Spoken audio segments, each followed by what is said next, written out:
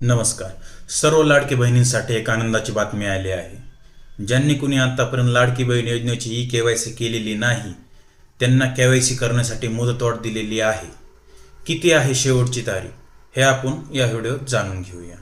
तसेच ज्यांना पती किंवा वडील नाही त्या महिलांसाठी कोणती कागदपत्रे आवश्यक आहेत व घटस्फोटित महिलांसाठी कोणती कागदपत्रे आवश्यक आहेत ते आपण या व्हिडिओमधून जाणून घेऊया. तर कालच महिला व बालविकास मंत्री आदिती तटकरे यांनी त्यांच्या ट्विटर अकाउंटवरून ही माहिती दिलेली आहे की ज्या महिलांनी त्यांची ई-केवायसी आत्तापर्यंत केलेली नाही त्यांना ई-केवायसी करण्यासाठी मुदतवाढ झालेली आहे आणि त्याची शेवटची तारीख आहे ती 31 डिसेंबर 2025.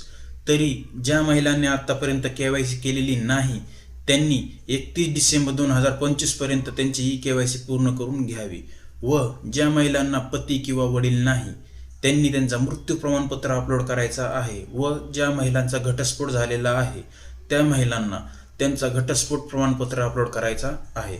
अशाच लाडकी बहीण योजनेच्या व सरकारी योजनेच्या माहितीसाठी आमच्या चॅनलला लाईक करून सबस्क्राईब करा. धन्यवाद.